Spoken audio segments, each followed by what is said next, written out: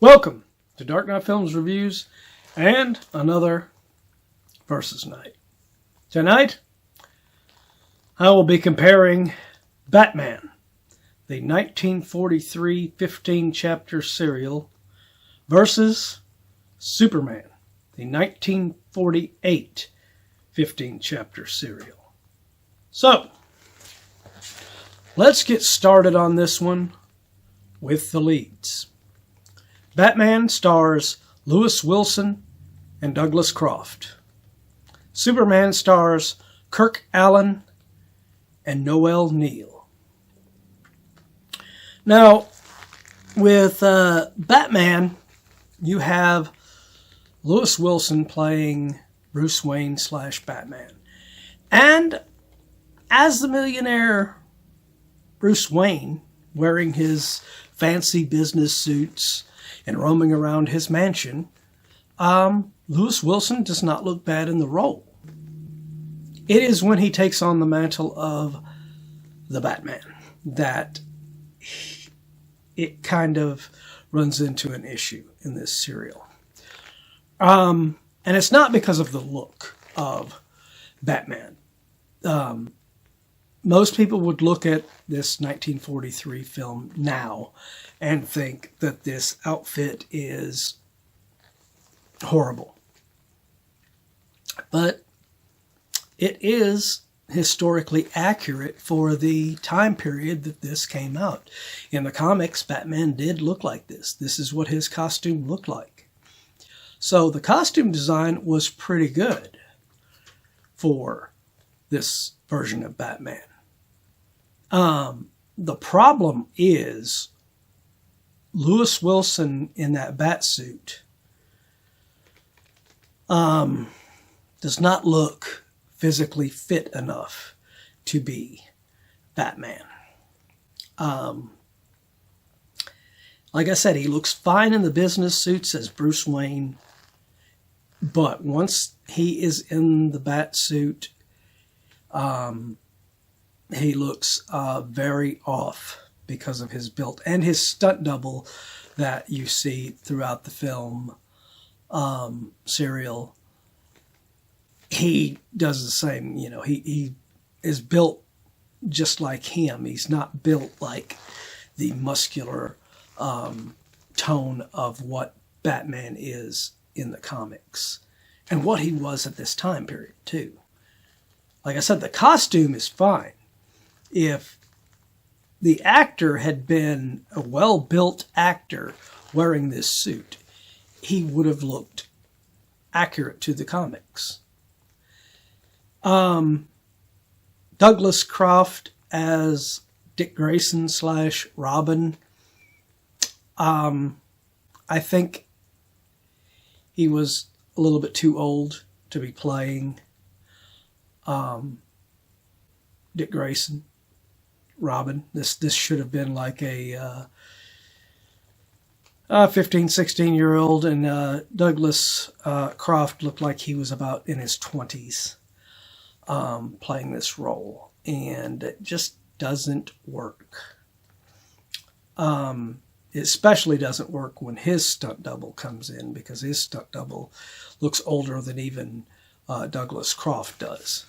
So that is a little bit of an issue with Batman and our leads.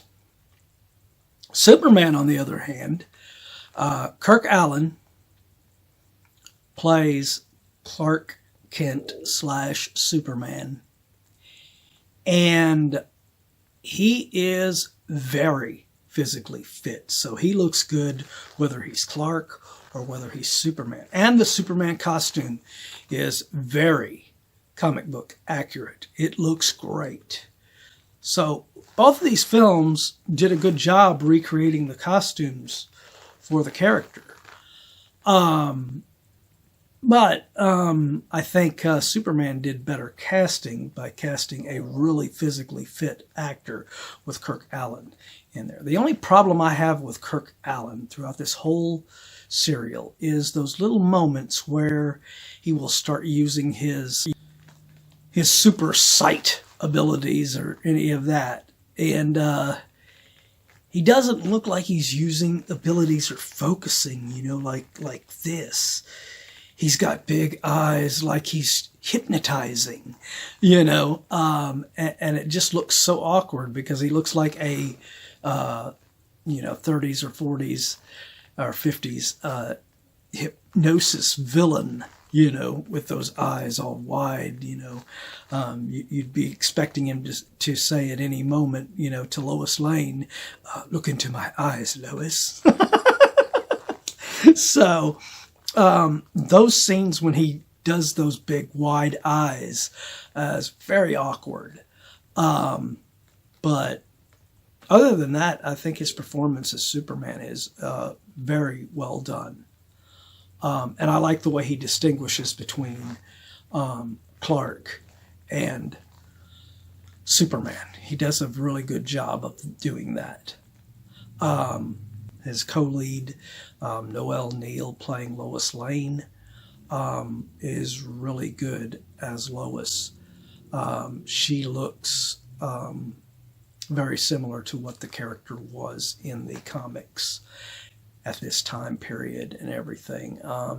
And she was so popular that she would eventually be brought back over to the 1950s TV series with George Reeves. So that just shows how good of a performance she gave in this, that they brought her back for the eventual television series eventually. And of course, they wanted to bring back Kirk Alyn to the TV series, but for whatever reason, he had to turn it down. So, with the leads, I am going to go with Superman on this one. I think Kirk Alyn and Noelle Neal are much better suited for their roles than what Lewis Wilson and Douglas Croft were. All right, so let's move on to supporting. The supporting cast in Batman consists of J. Carrol Naish, Shirley Patterson, William Austin, Robert Fisk, Charles Middleton, and Charles C. Wilson. The supporting cast in Superman consists of Pierre Watkin, Tommy Bond, Carol Foreman, Nelson Lee, Luana Walters, and Virginia Carroll. Now, the supporting cast on Batman, J. Carrol Naish is the villain of Batman. Dr. Daka, a Asian stereotype character, and J. Carrol Naish is an American actor, so it is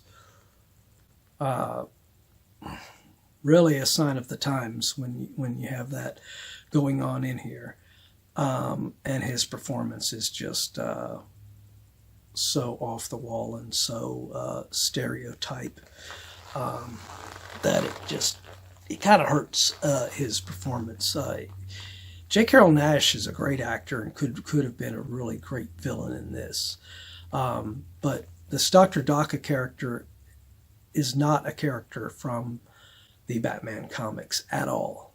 So he's created specifically for this serial, and that's unfortunate. Shirley Patterson plays the character of Linda Page. She is the love interest to Lewis Wilson's Bruce Wayne / Batman. Now, before any of you try to say something like, why is this girl Linda Page in there instead of somebody like Vicky Vale or anyone from the comics?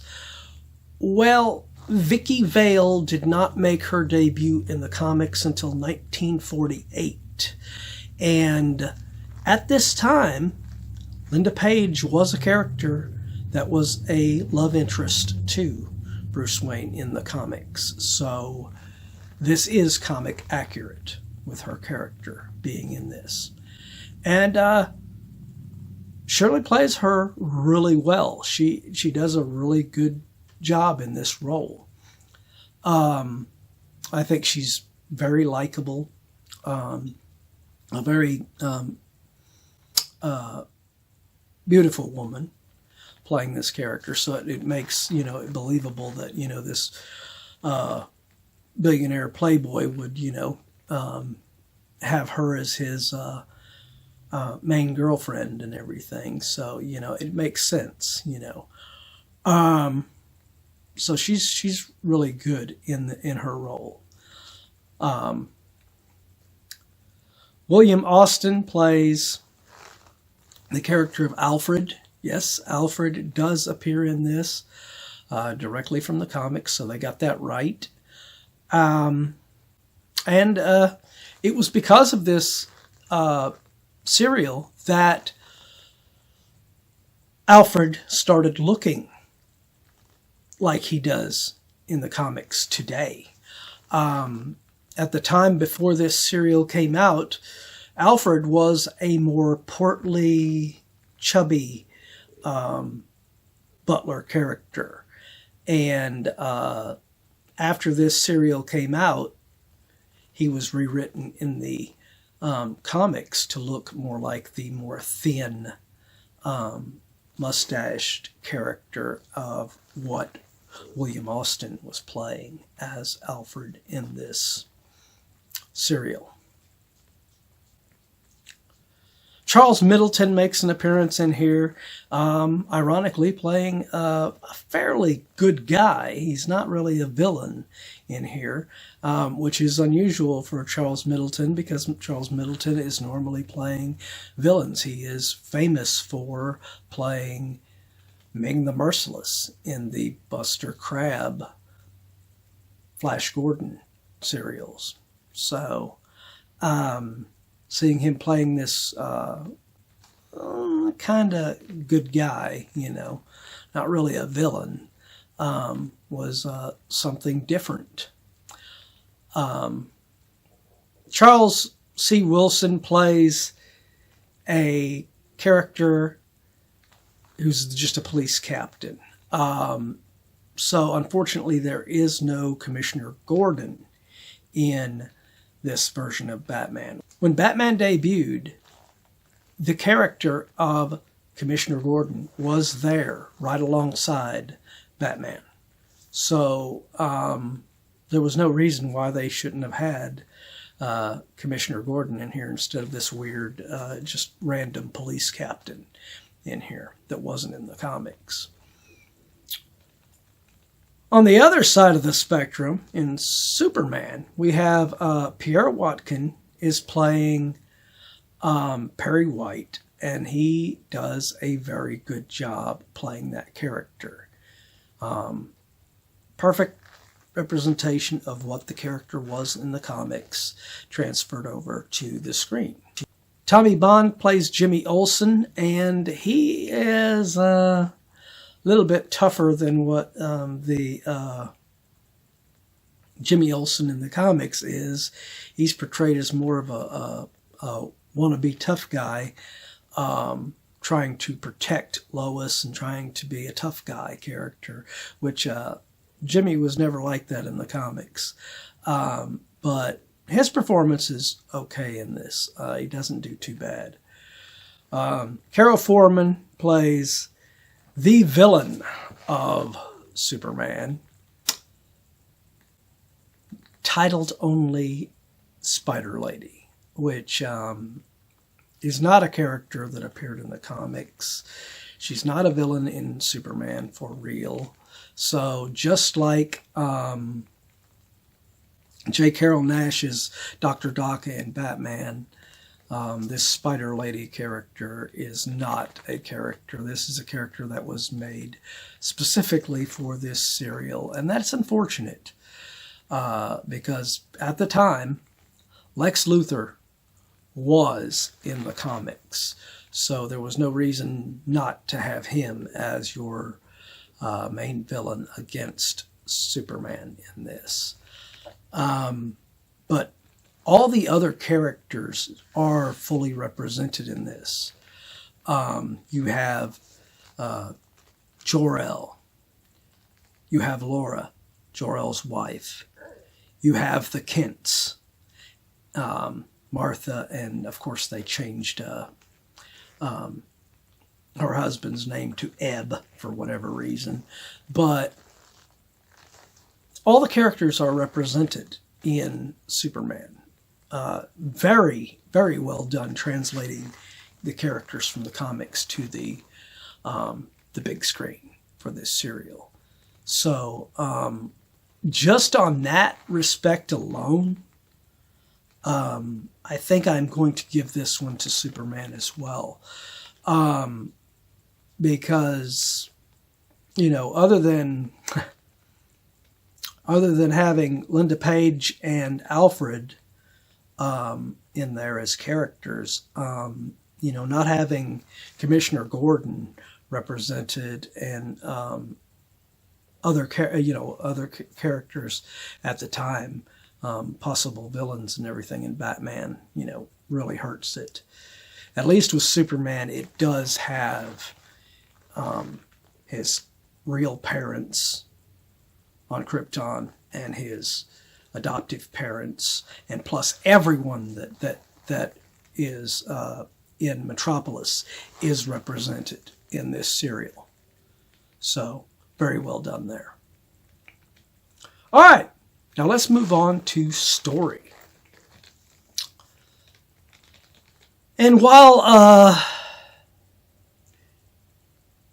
Batman does have Bruce and Dick's mansion location, as well as their hidden Bat cave hidden within the wall clock, there is no Batmobile. And Gotham is, instead of making it a variation on New York City, the Gotham in this Batman is more like a representation of Los Angeles, which is a totally different looking area and different looking city. So I don't know why they made this decision, but it really looks kind of awkward seeing Batman running around in a place that looks like Los Angeles instead of looking like New York City.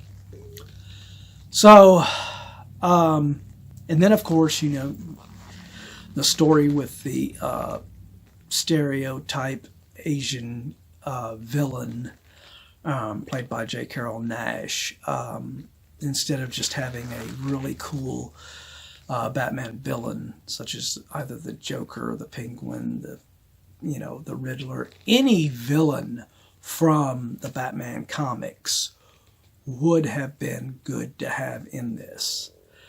But it doesn't have any of that in here. All right. So let's look at Superman and its story. Superman does a really good job of telling Superman's back history. It tells of his early days as a baby in Krypton with his father, Jor-El, and his mother, Laura, and how they put him in the pod and sent him away as Krypton was destroyed. This is all represented pretty well in this serial, which is surprising. They really did a good job adapting this.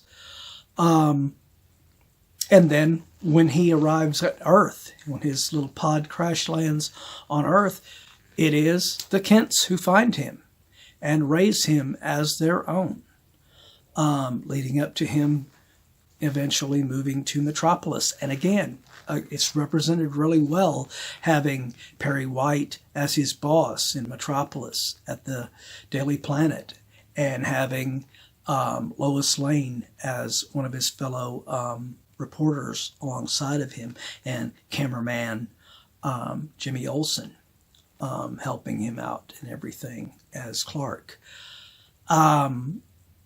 The only thing that hurts Superman, as I said before, is the villain.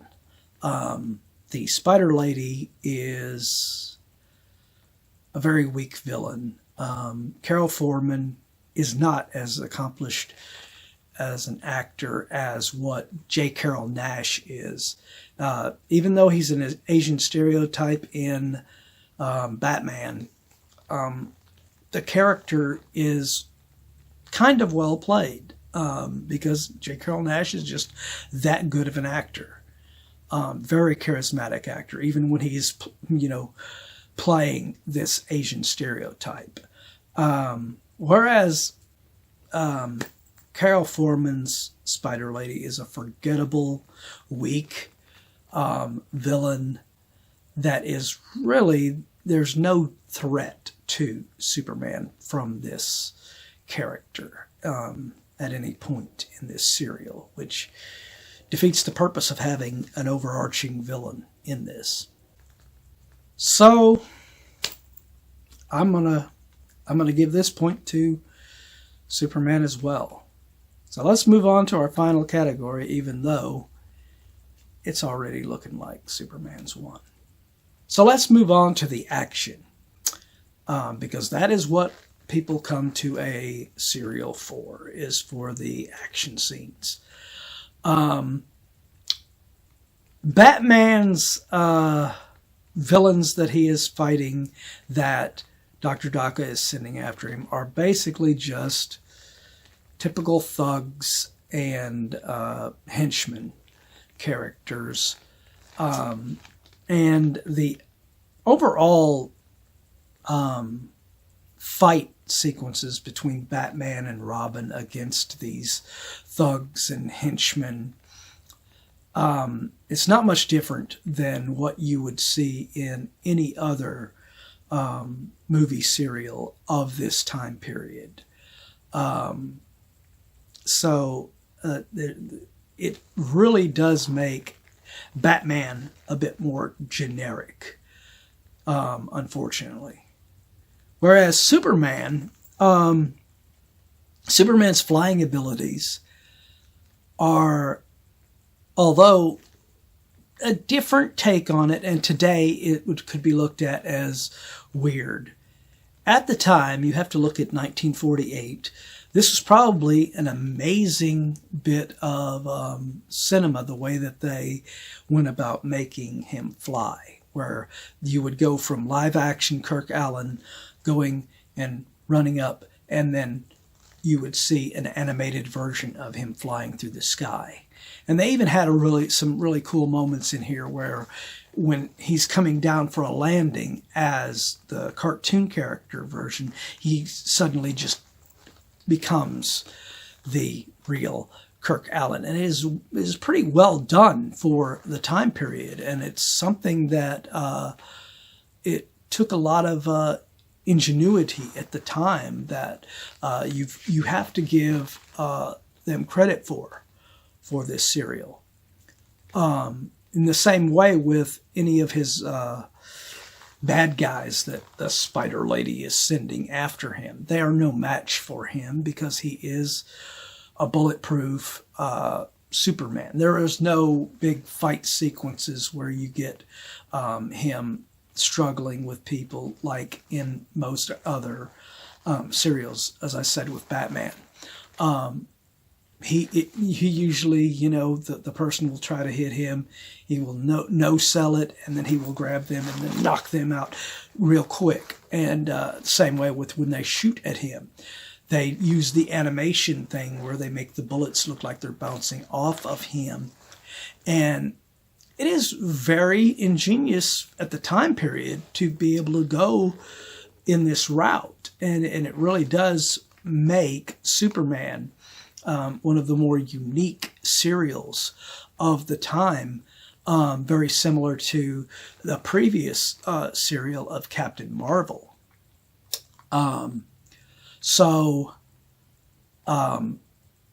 To me, this comparison between Batman and Superman, these serials, it's an easy win. So I'm going to give this one to Superman 2. And that gives Superman the win with a score of 0-4 in favor of Superman.